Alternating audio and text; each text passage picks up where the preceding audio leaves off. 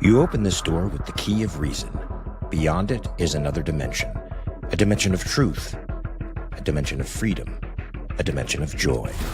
You're moving into the land of both the ideal and the real, of the possible and the actual. You've just crossed over into the Capitalist Corner. Where reason meets reality, welcome to the Capitalist Corner. Welcome, everybody, to the Capitalist Corner. I'm your host, Michael Liebowitz, joined by Persephone and 5 dogs that are in the room with me. And now, right at this second, she's decided to try to climb me. Haley, you have to go over there. I'm sorry. I'm sure they're going to be a constant hindrance today. We have somebody working in the yard, so they're all wound up about it. We got a lot to talk about today, but before we get to that, I've got two episodes from yesterday actually out of the Rational Egoist. One is a debate with a interview with the great Jim Valiant about the virtue of honesty, and also a debate on the objectivist ethics with philosopher Professor Michael Huemer. Both, I think, are great. And today, 2:30 p.m. Eastern Time, we will be doing Everyday Ethics here. And remember, we do enjoy the super chats and super stickers. Persephone, what else you got to tell them? Please don't forget to go and follow us on Twitch. We need 25 subscribers on Twitch, and we're up to 17. And in the next couple of days, we're going to be picking one Twitch subscriber and giving them a free piece of merch or a free copy of Michael's book, Down the Rabbit Hole, or View from a Cage if you haven't read it yet. Also, please go and find us on Spotify. All of the shows are on Spotify. Everyday Ethics, Crime Corrections and Culture, and the Capitalist Corner. Please go and listen on Spotify and leave a rating. Also, please don't forget that we have amazing merch available. And lastly, the Capitalist Corner Patreon is going to be going away. We're moving over to YouTube memberships. So that will be cancelled at the end of the month. All of the benefits of the Patreon will be moving over to YouTube membership. So we'll keep doing the extra discussions and the extra Q&As. But that'll all be through YouTube memberships. So if you are interested in supporting the channel, please get a YouTube membership. The cheapest option is like $5. And you do get loads of extra content, extra discussions that happen every once in a while. Those are really fun. And that's it. That's it? That's it. You know, I wish these dogs would have a little bit more self-awareness and understand that they're interfering with what I'm trying to do right now. They just don't seem to care about anything but themselves and their immediate gratification that they want satisfied. And the thing is, if I let them out of the room, they're just going to go down the hall and start barking at the guy outside. So, I don't know, whatever. So, we do have a lot to talk about here today, Persephone, so I'm going to let them out. Hold on. Just talk. Hi, everyone. I have nothing to say. Hope everybody's going to watch Everyday Ethics today. Because on Everyday Ethics, for anybody who's on Twitter, we're going to be discussing the red button, blue button post that's been doing the rounds, that's been slowly driving me insane. So we're going to be discussing that later on. That's going to be really fun. Hi Nicole, hi Lee, hope you guys are doing well. What did she see? Who? What? I don't know. I said we're going to be talking about the red button, blue button post. Oh, yes, today on the Everyday other show Ethics. there. Okay, so the first thing is there's an article in Axios, and it says that the Iran conflict has become the new Cold War. Look, Trump said it would be over in 6 weeks. It's now been 2 months, right? That's not the Cold War. I get, there's a lot of, I think that Trump got himself into something and he doesn't really know how to get out of it. And they are, they're saying the U.S. might have to keep its forces in the region for many more months. The Strait of Hormuz might stay closed. The U.S. blockade will remain. This could affect the midterm elections, yada, yada, yada. And I guess now Trump is consulting with war hawks like Mark Thiessen, Jack Keane, Lindsey Graham on what to do. But he, I don't think, wants to turn this into a long, drawn-out conflict. But the problem is the enemy has a vote. And they are not complying with him. They're not going along with what he wants or what he, desires.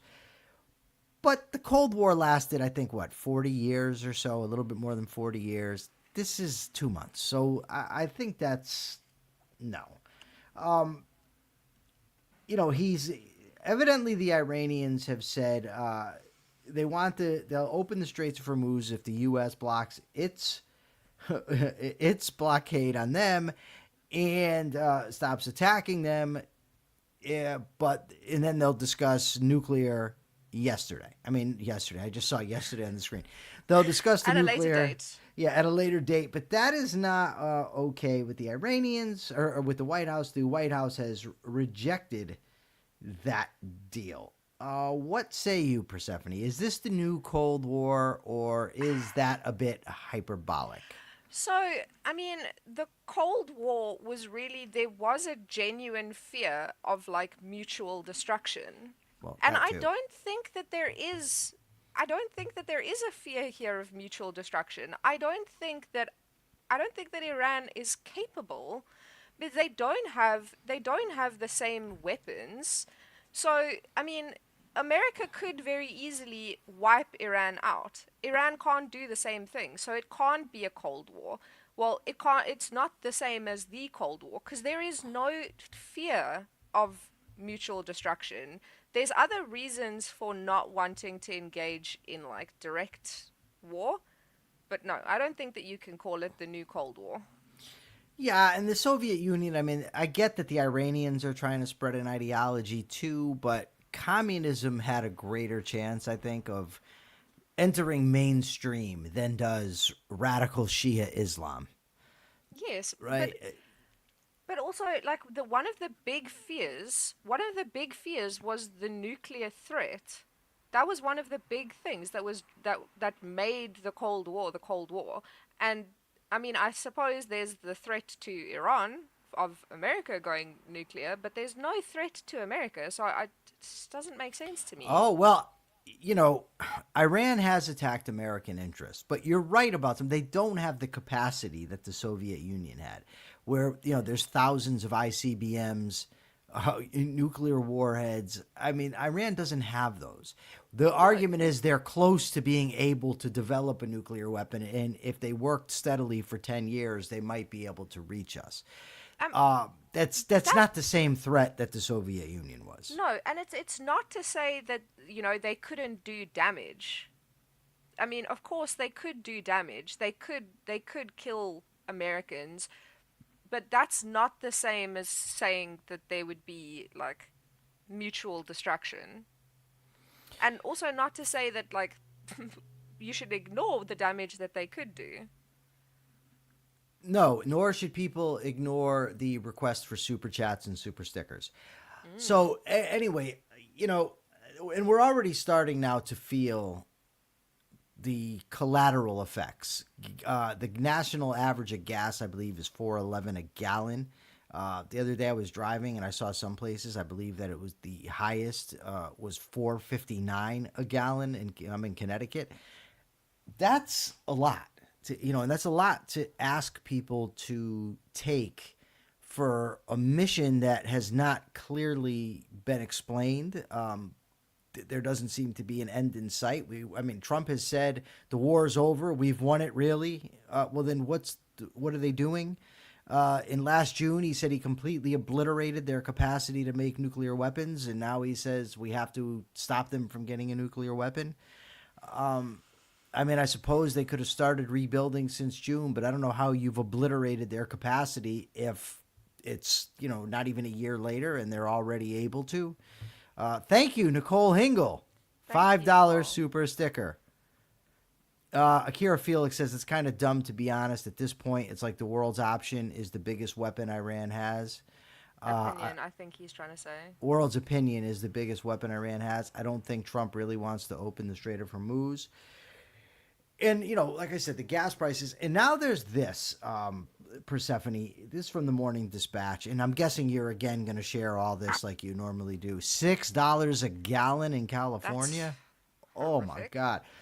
Well, from the Dispatch, maritime authorities raised the regional piracy threat level to substantial on Monday after suspected Somali pirates seized the St. Kitts and Nevis flag general cargo vessel late Sunday, the second successful hijacking off the Somali coast in less than a week.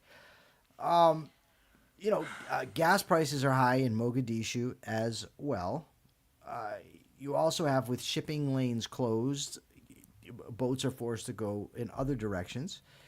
And you also have where the Navy, navies are preoccupied over here. They're less able to fight the Somali pirates.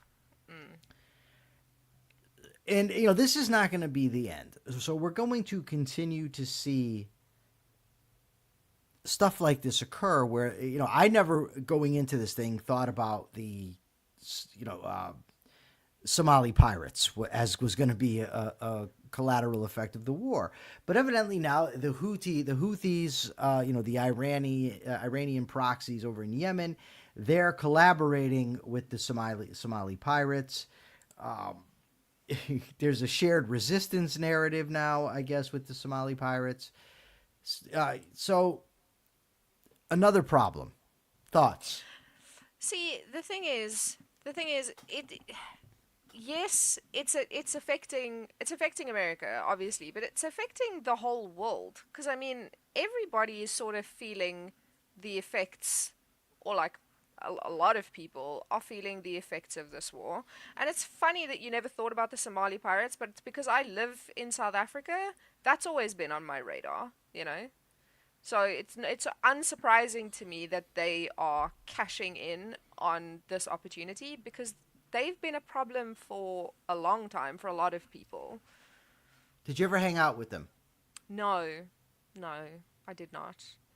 My geography is terrible. How far is Somalia from you? It's not close, but obviously we're on the Cape of Good Hope, which is like massive shipping lanes, and my husband used to manufacture, he worked for the company that manufactured Navy vessels for the Navy of all of the bordering countries.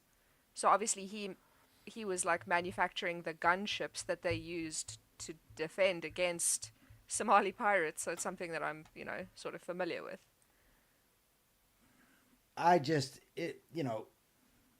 Persephone, as somebody that, follows this stuff quite a bit, it's concerning, to say the least, because we don't know what else is going to come. We don't know what's coming down the pike. We don't know what's next. And this, at a time, and this, you're going to love the segue. This is a great segue. I know you're not supposed to say that, but it's fun. Americans now, according to a Gallup poll, feel worse off financially than at any point in 25 years. That's from Gallup. 55% of respondents to a poll conducted April 1 through 15 said their financial situation is getting worse. That's up from 53% last year and 47% in 2024. The number's higher than at any point since 2001, and it's the fifth consecutive year that more Americans say their finances are worsening rather than improving, and 31% cite the cost of living as the problem. Now, inflation is down, but we still have inflation. Now, the MAGA folks will tell you the economy's going great. Trump fixed it. Trump's a genius. The tariffs are wonderful. Everything Trump does turns to gold. But people are not happy with their financial situation. That's clear. What concerns me about that, and let me back around because I want to get your take on this. Is it like that in South Africa? Are people like getting more of a sense that they're not happy about the future? I know South Africa's not America. I mean, it is a miserable place. But I'm just wondering if it's getting worse. The Yes. perceptions are getting worse. Yes, it is getting worse. Um, Look, I mean, make jokes about South Africa. It Cape Town, where I live, is actually like it's a pretty decent place. And people are generally happy here, and we do have a lot of international transplants. There's a lot of Americans here, a lot of people from the UK, a lot of people move here because the climate's good, the economy is very beneficial to them, like the exchange rate's beneficial to them. So as places in Africa go, Cape Town's pretty great. But people here are struggling, and they are increasingly vocal about it, about how much harder it is to live, and how much it like to afford anything is becoming more difficult for people. And yeah, it is getting worse, and people are becoming more vocal about it. People are becoming more upset about it, and there's a lot of people who blame America for this. Now, Not that Akira they wants to should, know. but Akira wants to know if it's worse than the 2008 financial crisis. The economy's not, but perceptions evidently are. People are not optimistic. They feel bad about their future. He says almost seems Republicans are the worst at managing the economy. I don't know, because they're both, as we're going to see as we go on today, both Democrats and Republicans are responsible for this. So, but I wanted to know about how long they've been doing these sort of polls, to track people's perception of the economy and their financial future. Turns out it's been since 1946. A guy named George Katona started measuring consumer confidence in the national economy. He was a Hungarian-born economist. And the initial index, and it allowed him to predict the post-war economic boom. The surveys measure three broad areas: personal finance, business conditions, and buying conditions. The index reached its all-time record high of 112 in January 2000, during the height of the dot-com boom in the Clinton-era budget surplus period. It tends to be elevated during times of low inflation, low employment expansions. It was very low in the 1970s when there was stagflation. Its previous all-time low was in June 2022, but it's now hit at this. According to Fox Baltimore, it's now hit an all-time low of 49.8. It says there's a very consistent pattern. Americans' sense of their personal finance closely tracks inflation and employment. So I guess maybe thanks. Oh, look at this from that's what Phil. I was about to say. Thank you From for Phil. Phil's helping me to have an optimistic view of my finances with 50 pounds. Thank you so much, Phil. So, these polls are tracking people's sort of perceptions of the Right. economy, and I do Yeah. think that there are things that are more expensive, but I also think that the general sense of contentment that people have about other things impacts the way that they feel about the economy as well. So they're unhappy about other things, and it makes them notice things that they can't afford more. You know what I mean? Because I do. in South Africa, I see a lot, I hear a lot about people struggling, and things are more expensive, but to me, they're not that much more expensive that it would cause the level of discontent that I'm seeing. And I'm like, there are other factors at play here. Some things are more expensive, sure, but there's other factors that are influencing your perception. And I think a lot of people in America are unhappy about a lot of things, and that makes them even more conscious when the budget is a little bit tighter. Sort of the unhappiness spreads. Yeah. Jim wants to know if we caught Trump's remarks greeting the king at the White House. No, I did not. Jim, please fill us in. In the meantime, do you have the TikTok video that I sent you this morning? I think we could use a laugh. Yeah, do you want me to download it quickly? Give me a Yes, second. please. Jim says, I mean, economy, but real substance. I don't know what he means. I don't know if that's what Trump said or if that's what Jim says. Jim might be a little hopped up on drugs, I think. But either way, I think you guys are going to get a good laugh out of this. This is, I think that's Ilhan Omar, but I'm not positive. But I think that's who that is. Reclusi says, when you have very little money, the small increases in price can be the difference between being able to cheat each month and not eat each month and not cheat. The circumstances from which one operates can make the small changes negligible, but from a broader lens, most South Africans live in poverty. Thanks. I do want to know, Jim, what it is that Trump said. Yes, Akira. So this is going to make you laugh. Time the Alien Enemies Act was invoked, the last time the Alien Enemies Act was invoked, it was used to detain and deport German, Japanese, Italian immigrants during World War XI. Welcome to the Quality Leering Center. So yes, World War XI.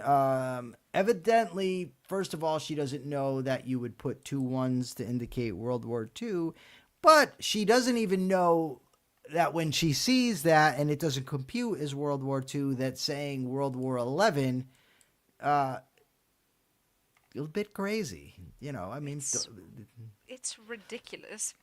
But these are the folks that get elected. Didn't Obama once say something to the effect of he's been to all 57 states? You know, I think everybody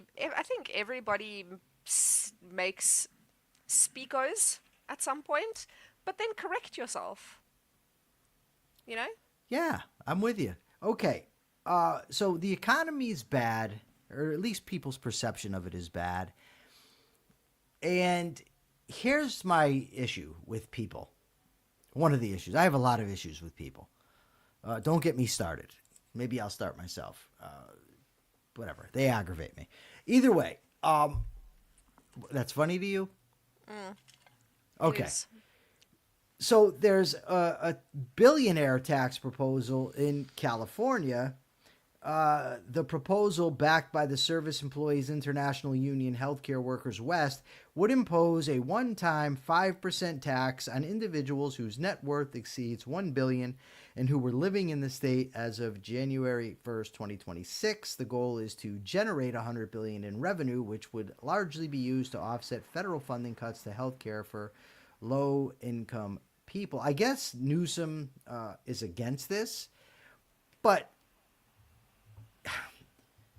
it's this, you know, like this is a one-time tax. You're rich, we're taking something from you. It's this desire for something for nothing. You have it, I don't, I want it, therefore I can vote for somebody to take it from you. It's so immoral, it's so gross, and yet a lot of people support it. Do you know what I don't like? I know you like Enchantador. I do. Also, he made a very funny joke, which people on YouTube can't see. He said, "My great-great-great-grandson fought in World War XI." What I don't like is that if you criticize the billionaire tax, right? Then people are either gonna say, "Oh, well, you're just trying to dick ride the billionaires," or they're gonna say, What? "Oh, you think you're gonna..." Don't make me repeat myself. Or they're gonna say, "Oh, you think you're gonna be a billionaire one day." They can't accept that maybe it's not, that you think that you're gonna be a billionaire, or you're just trying to defend the billionaires. Maybe you just think on the face of it, the principle of the thing is wrong. Yes, I think stealing is a very foul thing to do. Yes, like. Jim says that everyone has to provide a wealth statement under proposal. That's okay too. To the left, who are the privacy, civil liberties. Unless we need to know how much money you're making, then you better fucking tell us, because we're coming for you. But the thing is, they will do these things and they will propose these things when they think that it doesn't affect them, and they don't understand how the same principle can be turned around and used to affect them. There's no understanding of that. If there is an understanding, there's this like, well, maybe it won't happen to me. Like, sure, today it's going to be you have to report your wealth so that we can see whether or not you're a billionaire, but then tomorrow we're going to go through your texts to make sure that you're not a terrorist. Oh wait, you guys are already doing that. They don't understand how, like, the thing that you think is okay today because it's happening to someone you don't like can just as easily happen to you tomorrow. So I looked into this a little bit. I wanted to know how long this idea of taxing the rich has been around. And evidently, the first instances occurred in the ancient world, according to ChatGPT. Ancient Rome, they assessed citizens' property and could be used to levy taxes proportionate to wealth. Various European states did it in the early modern period. But the first modern wealth tax was in Germany, 1893. France had one in 82, and Switzerland still has it. So I wanted to know, well, what has been the effect? So it's unjust. It's an injustice to take somebody else's money by force to spend it on whatever you think it's worth spending it on. So I said, well, what's happened when these have been implemented? And according to ChatGPT, there's been several patterns. First of all, the revenue tends to be modest. So they don't actually get what they think they're going to get. It says that wealth taxes usually raise a small share of total tax revenue, often around 0.1% to 1% of GDP in OECD countries. And it says because wealth is harder to measure than income, exemptions and thresholds narrow the base, and enforcement is complex. Also, there's high administrative complexity, with non-liquid assets, disputes over valuations, opportunities for avoidance. This is huge to me. Capital flight and tax avoidance, which just seems obvious to me. Movement of assets offshore, and high net worth individuals simply move. They don't want to be like if I kept walking out of my house and I was subject to being robbed, right? I would want to move, and if I had the money to move, I'd move. A billionaire has the money to move. You keep taking his money, of course he's going to move. So these things, they work because they play on the idea that if you're a billionaire, you're evil. Right? And this idea gets perpetuated by socialists, by communists. If you're a billionaire, you're evil. Therefore, we can do whatever we want. You owe us because you're evil. There's no way that you could be a billionaire if you weren't evil. That's what folks think. So many countries have repealed them. I'll let you go in one second. I just want to get through this point. Since the 1990s, several OECD countries have abolished wealth taxes, including Sweden, Denmark, and Germany. The reason cited is because of low revenue relative to economic distortions, administrative burden, concerns about investment, and capital flight.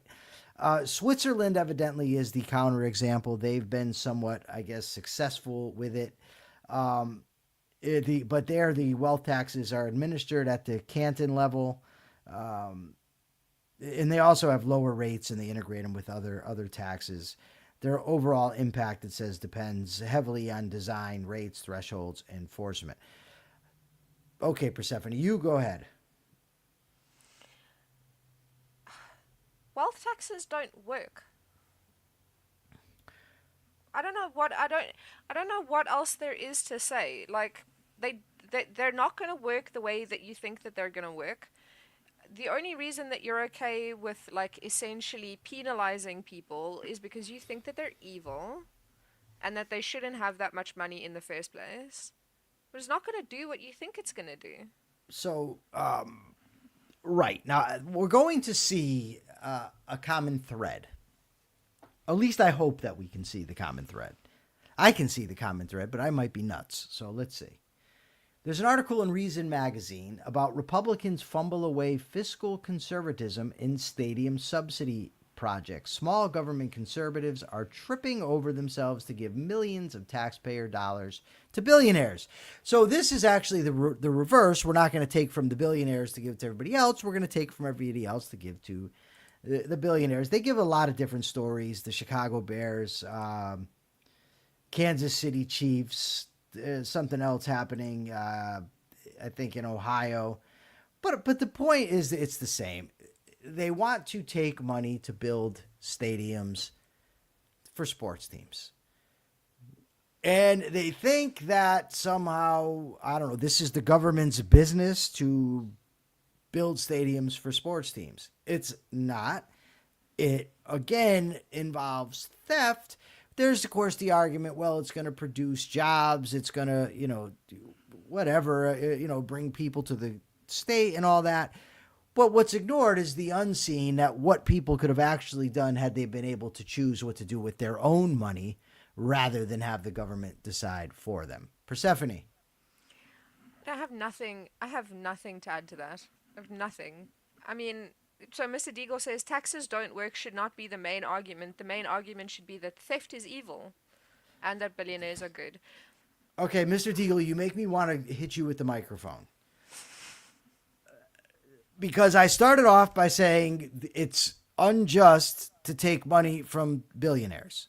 I guess in the minds of some objectivists, because those are the only ones that really make this argument, we should never discuss any of the other consequences. Okay, I'm going to do it. Okay, taxes are unjust. They involve the initiation of force. It's stealing. It's theft. It's immoral. Have a nice day, everybody. That would be the discussion. Yeah. The point is to demonstrate on multiple levels why these things are bad. That's why we discuss the consequences of them. And by the way, when you are forming the idea of ethics, of human behavior, of justice, of capitalism, you are judging these things by the effects. That's the point. Right? You're judging now in ethics, we judge them by their effects on the individual. The consequences are not the easy part, Mr. Deagle. I'm sorry. I think you might be 20. I've been arguing this stuff for over 20 years, probably longer than you've been alive. No, it's not the easy part. I know that Ayn Rand said people accept these things because of bad morality. I know. I've read it too. That doesn't mean that consequences are irrelevant, and that's why Rand wrote the book Capitalism, the Unknown Ideal, where they talked about what caused the Great Depression, where they talked about the effects of antitrust laws, where they talked about the effects of a lack of integrity. They talked about the actual results of the Industrial Revolution. Yes, now Jim is going to come in now with the standard, the moral is the practical. Yes, it is. When an individual acts, the moral is the practical. That's true. But to say we're just going to ignore economics, not that that's what Jim is doing, that's not what Ayn Rand did. That's certainly not what George Reisman does. That's not what Rand's friends Henry Hazlitt and Ludwig von Mises did. So I don't know what the issue is. Go ahead, Persephone. Even if that's the base point, taxes are evil and unjust. If all you're doing is rehashing the news for the people who already understand what the consequences of these things are going to be, then that's one thing. But that's not what the show is. That's not what the channel is. We're not just rehashing the information. We're not just repeating points that everybody already understands. You have to explain things to people, because there might be people who are earlier in their journey towards understanding things, and then they don't understand the consequences. Phil is giving 10 more pounds Phil says, I haven't noticed any advocates of capitalism who think physical harm to those who oppose those ideas, but many socialists do. Ironically, they don't see President Trump as a socialist, but I do. Yeah, he certainly has some socialistic tendencies. Mr. Deagle says, I'm not saying economics are irrelevant. I'm saying that they are secondary, which I, of course, agree with, Mr. Deagle. But once we shifted the discussion from the justice portion to the economics, you jumped in with taxes don't work should not be the main argument, but nobody said it should. It is an argument though, and for people who support the wealth tax, and there are loads of them. There are loads of people who think that we should just tax billionaires 40% of their wealth, and that will solve all of the world's problems. Here's the broader point, and I think that Jim Valiant, this is what he was getting at with the moral is the practical. The point is that if you are engaging in immorality in principle now, if you're engaging in the initiation of force, the economic consequences are bad for everybody because the moral is the practical. Okay. So that was, and Mr. Deagle, you interrupted the whole flow, by the way. I hope you watched my debate yesterday with Mike Humer. At least do that. Okay. Congress, this is from the Daily Economy. Congress keeps choosing inflation. They do so by constantly spending and generating new debt. Congress effectively forces prices to rise and purchasing power to fall year after year. And the reason is they want people ultimately. It's not, I mean, it is Congress, but it's because people vote for this stuff. People want Congress to spend more money. So what can Congress do? In order to do this, they can either, I need to know which Michael won hands down, Mr. Deagle. There were two Michaels debating. Now I forgot what I was going to say. Oh, they can raise taxes, right? They can borrow more, or they can cut, or they can print money. They choose to print money because it's the easiest option. That creates inflation. That's the cycle. They could, to stop this dumb nonsense, cut spending. The problem is, the people don't want that. They would rather inflate the currency. They would rather tax billionaires. They would rather build stadiums. No, he's talking about my debate with Michael Humer, not Michael Nyman. Okay, go ahead, Persephone. So, Mr. Deagle, like a little bit further up, he said, like, people understand the consequences. And then if you look at the behavior, you start to realize they don't realize the consequences. You just have to interact with people day to day to see that, generally speaking, they don't understand the consequences of things. They don't put a lot of thought into these things. They want less taxes for themselves and more taxes for the people that they think are evil. They don't want any of the programs that they benefit from to be cut, but they also don't want inflation. They want to live in a world that doesn't exist, and then they're angry that the world that they want, where they pay nothing, their enemies, the billionaires, pay everything. They get to do whatever they want. They get all of the support that they want, but the people who they don't like don't get support. That's the world that they want to live in. And to say that they understand the consequences and they're doing it, no, they don't. They don't understand the consequences. Akira Felix, I'm sorry, but you're way behind the times, sir. I debated Mike Humer yesterday on the Rational Egoist podcast. The episode is out now, as is a great discussion with the great Jim Valiant on honesty. So the next piece that we have here, Persephone, it's from the Daily Economy. Can every job pay a living wage? We always hear people talk. I think Bernie Sanders does a lot of it. People need to have a living wage. People need to be able to get out of poverty, blah, blah, blah, blah, blah. The article starts off with a job's wage is not a measure of dignity, it's a reflection of economic value. Confusing the two leads to policies that undermine opportunity. I guess this National Employment Law Project insists that every job should pay a living wage. Why? He gives a thought experiment here that I thought was very, a very nice one. He said, imagine somebody chooses to build horse-drawn carriages. They do a very, very good job at building the horse-drawn carriage. These things are phenomenal. So what? Nobody wants a goddamn horse-drawn carriage. You don't have a right to somebody else's money. You're going to, the only way to do it is to force somebody to pay him more for things that people do not want. The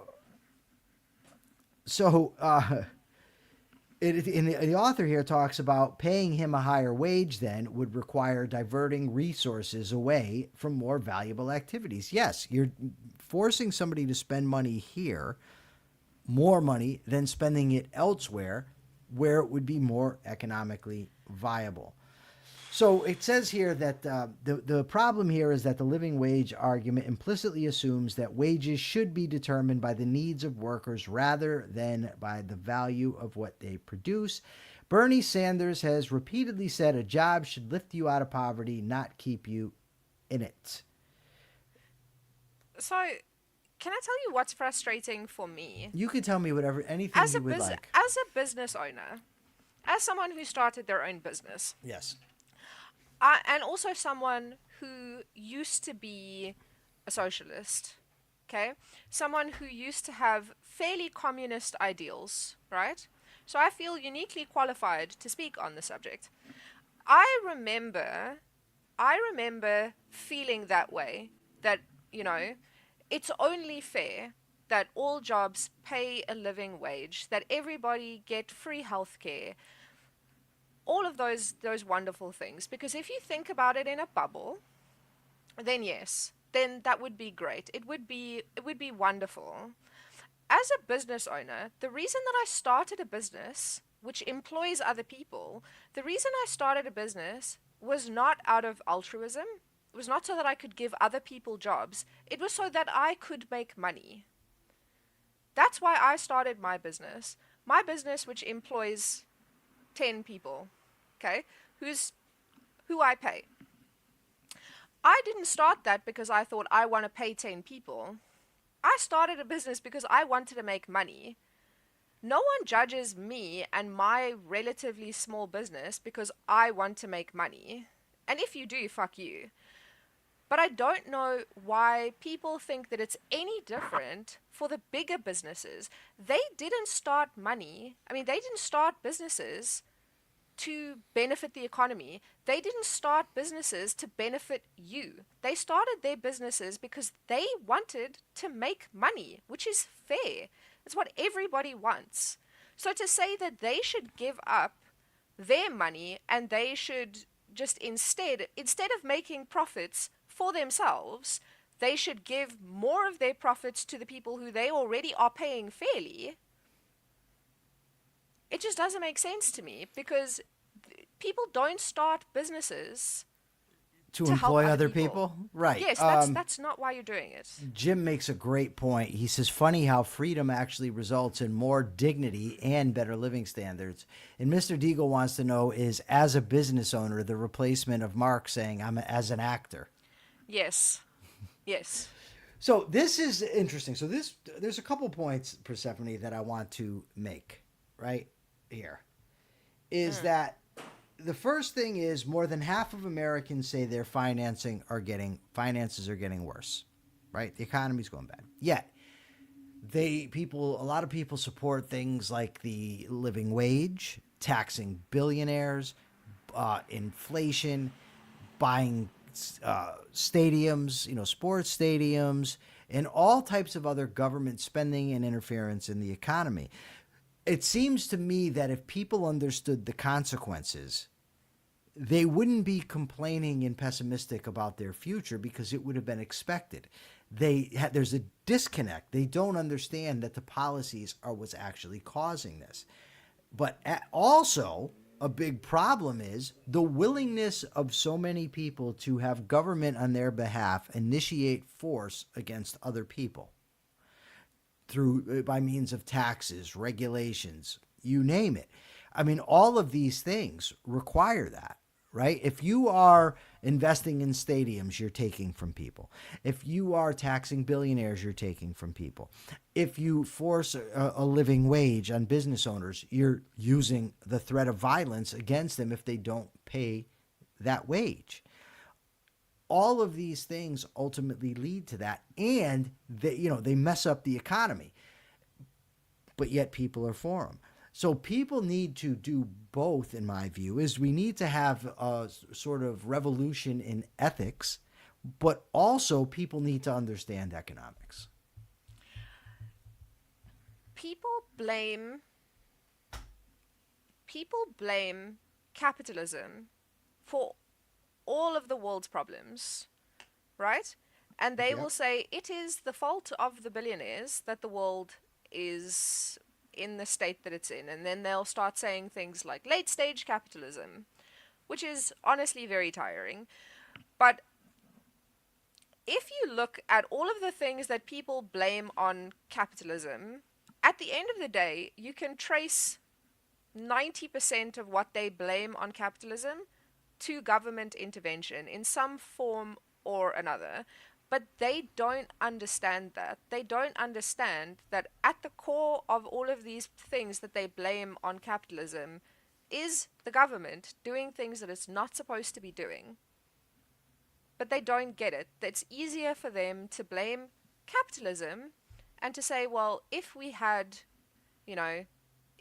socialism, then I would just be able to live in my art commune and garden all day. It's Jeff Bezos' fault that I'm poor. Look at this. This Phil guy. I love this Phil guy, even though he criticized me in the chat. Phil, you're free. You can criticize me all you like. In the comments on YouTube, I mean. At least I think it's the same Phil. 10 more pounds. You're right, Persephone. How long before shop mini supermarkets in New York just up and leave because Mom Donnie's socialist store competes directly with them, thus killing the golden goose?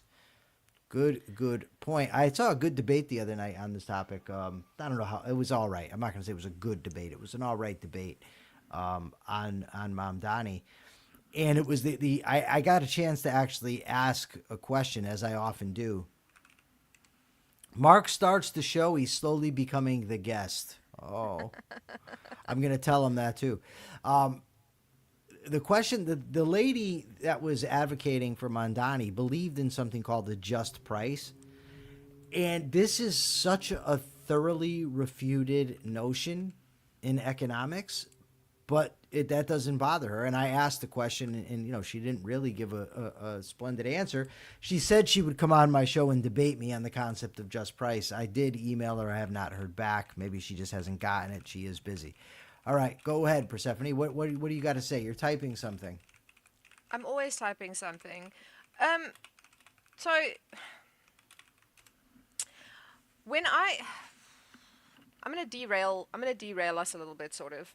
So whenever I see people saying that capitalism is evil, if it weren't for capitalism, then they'd be able to sit at home and do their hobbies all day. They'd be able to go and garden and do ceramics and do all of these fun things.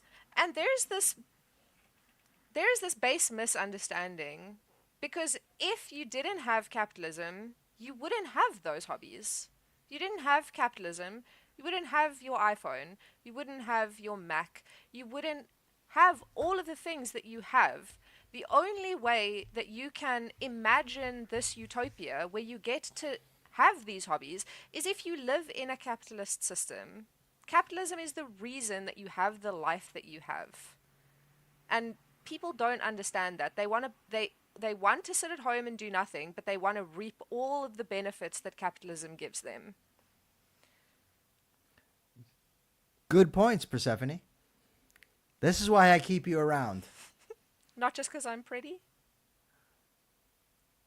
No, I'd keep you around just because you were pretty, but I probably wouldn't put you on the air. I'd just keep you down below here so I could look at you. Robert Naser says, the hippies who want free stuff are a nuisance.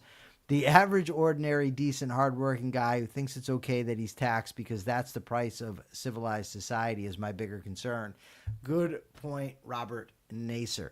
I guess I want to freelance a little bit here. So I had the debate yesterday with Mike Humer, which I was really looking forward to. He's a professor of philosophy, I think at the University of Colorado. He's a very prolific author, nice guy. And I thought we debated the objectivist ethics, and I thought I did okay. Maybe a draw, maybe I lost slightly. My big problem, I'm not going to give away too much for those who want to watch it, is I think I bit off more than I can chew. And what I mean by that is I had initially asked him to debate the objectivist ethics. And then I said, hey, how about if we make it a proposition, human life, the standard of moral value? And he said he'd rather do the objectivist ethics. But we had strict time constraints in trying to justify the entire objectivist ethics in a debate. It's not an easy task because, I mean, just like, for instance, the idea that we have to live on principle. That's not an easy thing to convey in the 5 minutes that you get to respond to what he just said and, all the other thing he says. So that's my only sort of, there was one more minor thing that I could have fixed easily in the debate had I caught it, but I didn't. But that's my biggest takeaway from the debate is from my perspective is I tried to do too much. I won't do that again because unless I have a much broader time. But I got to tell you, preparing for the debate, and this is one of the reasons I like them, debates, because I had to really study and learn about things that I didn't already know so that I would be able to address the arguments. So I learned new things. For instance, I learned about the concept of teleonomy as opposed to teleology. Teleology is the idea of acting with purpose. I think, and Jim can correct me if I'm wrong, it's reminiscent or maybe even identical to Aristotle's idea of final causation. So teleology, the argument would be, say, that a plant purposely directs its leaves toward the sunlight. Whereas teleonomy would say that no, but the organization of a plant is such that it acts as if it's acting with purpose in such a way that helps to maintain its life. So there was a new concept I learned all about, and that's great. That was my third debate with him. We are going to also debate his epistemology, intuitionism, which will be easier for me once I learn his epistemology, because yesterday the burden of proof is on me. I'm defending the proposition. Phil is not the Phil that criticized me. All right. Thanks for the £2 more. You got a ticket to criticize me all you want, though, Phil, if you want. Reclusi has a question here. Reclusi says, Can I ask, pay depends on value. What do we define as value? And second, what is fair? If there is a fare, why can't that fare not be a livable wage? Some people are kind of screwed purely because of the environment they are born in. So while I'm listening to your perspective, we also need to find something that helps people escape these conditions. Okay, that's a lot, and we don't have a lot of time. So when the author there is talking about value, he's not talking about moral values in the sense that we talk about it here. What he's talking about is the evaluations that people make in a free market, what people value as opposed to what has value, objective value to them. So if people, for instance, are in large demand for cups with Brent McCall's face on it, the price of those things will go up. And then people will make more of them. There will be an abundance of them, whatever. But if I right now go into the business of making these cups, it doesn't matter how good of a job I do. It doesn't matter how much time I put into it. People are not going to, take money or are not going to pay me money for that. So that's what they mean by value, is what people actually want to buy. Yes, Persephone. So I also want to weigh in here. So, oh no, I am going to do the Mark thing. As a business owner, right? As a business owner, the value. As a real estate title searcher. Yes, we start doing that. Just make shirts. So I employ people, and and what I pay them is dependent on the value that they provide to me, right? To my business. Yes. And some people don't do enough work for me, or the work that they do is not worth $125 an hour, right? I pay people what their work is worth. And if I had to pay the 8 people who work for me for varying amounts of time during the day or during the month, if I had to pay all of those people a livable wage, I wouldn't be able to employ those people. So those 8 people, 10 people, depending on the month, those people wouldn't have jobs with me. They wouldn't get the money. If someone stepped in and said, you have to pay this person X amount of money, those people wouldn't have the jobs that they have. They wouldn't have the money that I pay them. As I pay them what their work is worth. Not like, hey, listen, your work is worth $100 a month and you have no say in it. They decide whether what I propose is worth it to them. And if they feel that what I'm saying their value is a fair assessment, they take the job. Spot on. It would be, again, if we lived in a world of no consequences, then yes, it would be great if everybody could get like a livable wage from the work that they wanted to do. But that's not the world that we live in, and it's not a world that can exist. I just turned to the wrong thing. I'm trying to get I just did it again.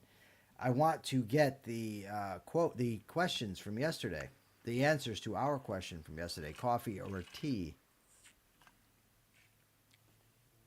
I don't know how many people answered that question, but we did get a great comment from a new viewer who's yes, very I like appreciative. That was awesome. Who's very appreciative that this is not a right-leaning channel or a left-leaning channel. Okay, Mr. Deagle, you got to get your humor a little bit better. I actually thought the joke was funnier when you didn't explain it. Yeah, jokes are generally funny when you don't have to explain Okay, it. water from Jenna Cleem, she prefers. Greg Lewis likes coffee, tea, and water. Not Another Guitar Channel says he has to crank up the volume when he's listening to Michael, but then Persephone's voice cuts through the mix like an ice pick. So I do think it's Persephone is the problem. I think hers is. Is it better today? I don't know because it sounds fine. It sounds fine to me, but other people. I turned my mic volume down. Okay, everybody else, are Persephone and I the same volume? This is the Theo Bailey says, just came across your show. Really appreciate this approach. Definitely left leaning. However, tired of not getting a balanced, rational analysis of both sides. Joseph Collard asked, was I told why I was disinvited to the Spark conference? Yes, I was. I'm not going to share that, however. but yes, I was told. Jeanette says, we both sound good. Okay, do you want me to do the capitalist thought of the day? I do. Okay. Capitalist thought of the day. Mr. Deagle is on to something. And that is that when people have a proper morality, an objective morality, a morality of rational self-interest, they'll be far less likely, well, no, they won't support altruistic policies. They won't support big government policies, et cetera, et cetera. I do think that that is the primary case to make is one of morality. I think we have a very huge problem of moral vacuousness in a lot of cases and bad moral theories, on top of that. But I think we also need to be able to make the economic arguments. We need to be able to show that what is right also works for most people, that in a capitalist society, if you are moral, I mean, if you act in your own interest, if you are productive, if you do your best, you have a much better chance of succeeding than in any other system. So capitalism is both moral and it produces the best results for virtually everybody. And we need to be able to make, in my opinion, both arguments, the moral and the economic, and we need to show why the moral is the practical. All right, you have to ask the question today. Question? Yeah. What I want to know from people is, what is your favorite quote? Any quote. I have a few. So I'm interested what everybody else's favorite quote is. It can be a funny one or an inspirational one. I think we've done this before, though, Persephone. And I don't think anybody answered you. So They did, actually. They did. They did. You got to come up with something new. You can also answer that, folks, but I want Persephone. I want to be innovative here on the Capitalist Corner. what is your favorite art form? Nice. See, Akira Felix said you've already asked that. Akira Persephone Felix, wants to know. you're dead to me. Persephone wants to know, what is your favorite art form? I love it. All right, folks, please tune in today, 2:30 p.m. Eastern Time, for Everyday Ethics. Other than that, we will be back here tomorrow, 12 p.m. Eastern Time. Mark Pellegrino might be joining. If not, we'll still have a great show for you. Thank you all very much for the super stickers, super chats, and the conversation in general. Until tomorrow, remember, always check your premises. Peace.